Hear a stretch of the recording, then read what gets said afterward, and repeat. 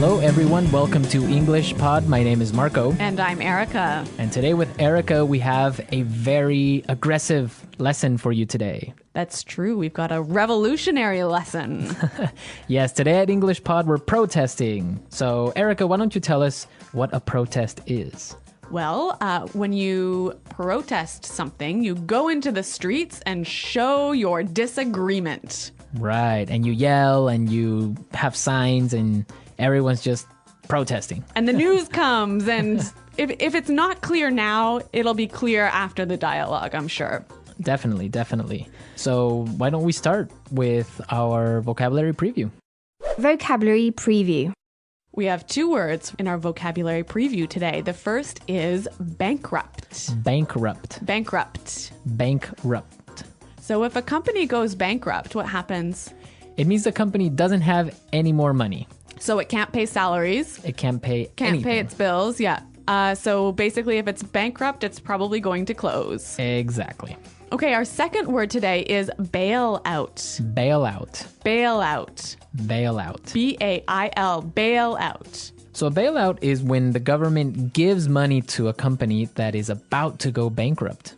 That's true. It's emergency money that will help save the company. Well, these two words are taken directly from our dialogue. And in today's dialogue, we're going to bring you live to a newscast. Right, so why don't we just listen to the dialogue?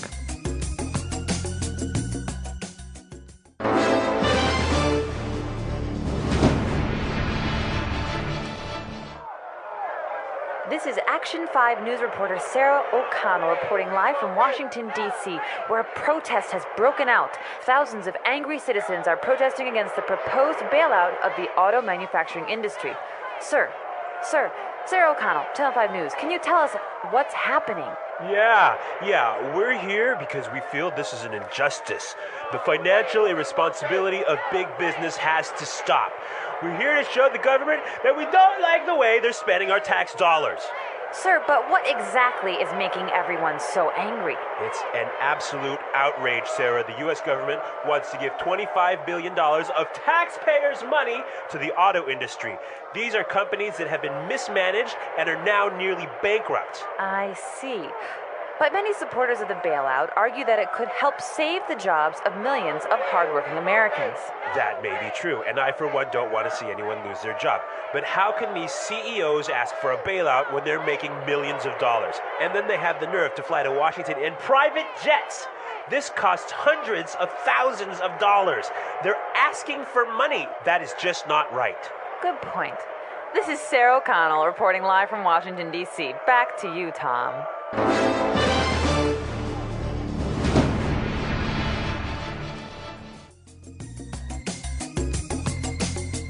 Wow, these people are really angry. I think they're furious. Well, I think they have some good points, and we'll talk about that later. But now, It's time for language takeaway. Language takeaway. Yeah, there was some great language in this dialogue. A lot of language we use to express our anger. right. And one of those words, and the first one for language takeaway, is injustice. Injustice. Injustice. An injustice. So an injustice is something that isn't fair. It's totally unfair. It's unfair, yeah. This is an injustice. Let's look at our second word, outrage. Outrage. Outrage. An outrage. So Erica, why don't you give us an example on how you would use outrage? There's no more coffee. This is an outrage. Yeah, there we go. That's an outrage. Okay, Let's go to our next word now. breakout. Break out. Breakout. Break out. So we have some great examples on how we use breakout, so let's listen. Example 1. War has broken out in Antarctica as countries of the world fight for control of the icy continent. Example 2. Officials are warning that fighting could break out in the border regions.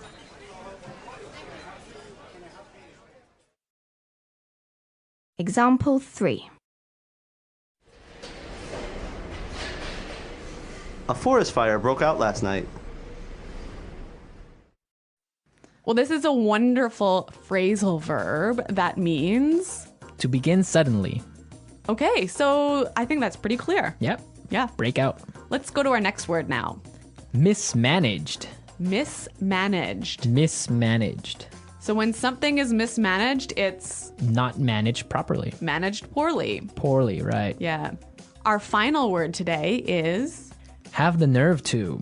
have the nerve to. Have the nerve to. I think this one also is a little bit difficult to understand. Yeah, but we have some great examples prepared for you, so let's listen to them.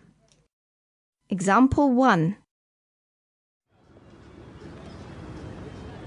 I've been in love with you since the 3rd grade, but I didn't have the nerve to tell you. Example 2. I don't believe it. You have the nerve to ask me for money when you know I've just lost my job. Example 3. What? You have the nerve to bring your new girlfriend to visit my mother. So have the nerve to is like dare to do something, right? Yeah, how dare you? Yeah. Have the nerve to. It's like, I can't believe you would do that. Yeah, I think that's quite clear. Mm-hmm. Yeah. Okay. A lot of great words in our dialogue today. And also, we have some really interesting grammar in today's dialogue. Right, so today, let's look at some grammar breakdown. Grammar breakdown.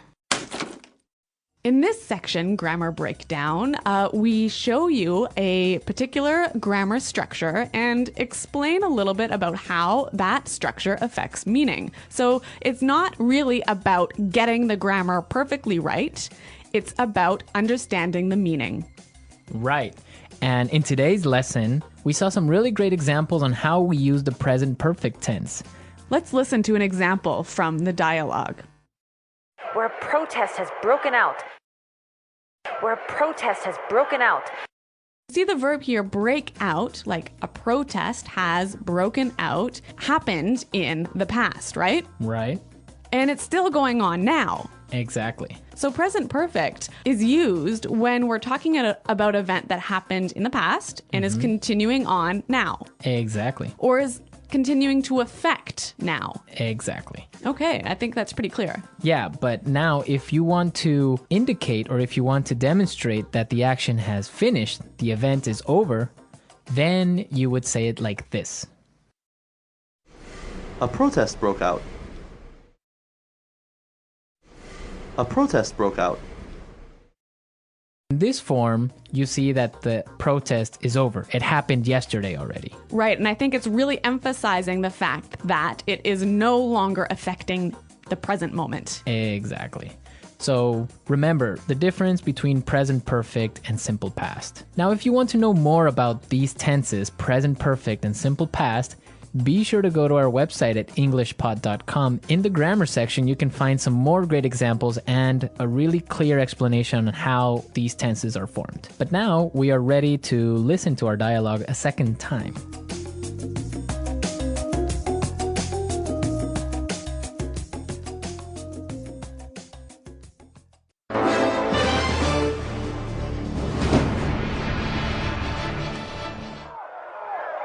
This is Action 5 news reporter Sarah O'Connell reporting live from Washington, D.C., where a protest has broken out. Thousands of angry citizens are protesting against the proposed bailout of the auto manufacturing industry. Sir, Sarah O'Connell, Channel 5 News, can you tell us what's happening? Yeah, we're here because we feel this is an injustice. The financial irresponsibility of big business has to stop. We're here to show the government that we don't like the way they're spending our tax dollars. Sir, but what exactly is making everyone so angry? It's an absolute outrage, Sarah. The U.S. government wants to give $25 billion of taxpayers' money to the auto industry.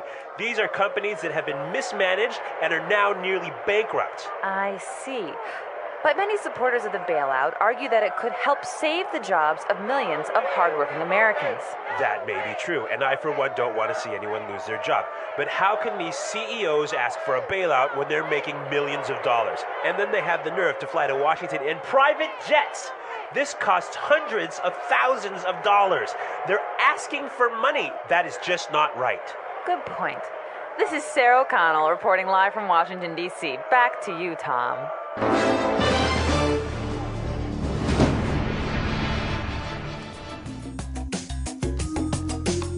Okay, Erica, so what do you think about this situation? About the bailout of the auto industry. Yes. I think it's a bad idea. Why? There's so many reasons. I mean, I don't think it's fair for us as taxpayers. Well, I guess I'm not really an American taxpayer, but I don't think it's fair for the taxpayers to have to pay for the mismanagement of these companies. I mean, they've got so much debt. They've produced cars that nobody really wants to buy, and now they're in trouble, and it's not our money that should be spent on saving them. Yeah, I would agree with you on that, but you do have to take into consideration the fact that if these companies go bankrupt, thousands of people will lose their jobs. And not only the people that work at the factories, but also people that work for other companies that supply these factories. Yeah, I mean, I see what you're saying, Marco, but at the same time, we can't support an industry that isn't working properly. I mean, if one of these companies goes bankrupt, it's going to be terrible, but it will force the other two companies, perhaps, to manage themselves better, to streamline and become more efficient. I just think it will be better in the future. Well, it could be, but also maybe all three companies can go bankrupt. It would be sad because the American auto industry is a symbol of prosperity. Yeah. It's also the symbol of like the American culture in general.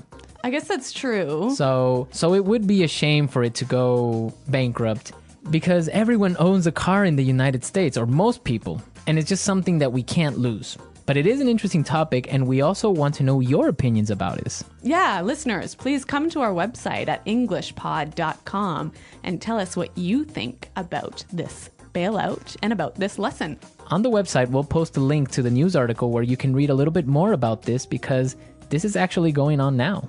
That's true. Well, everyone, thanks for listening, and until next time, goodbye. Bye.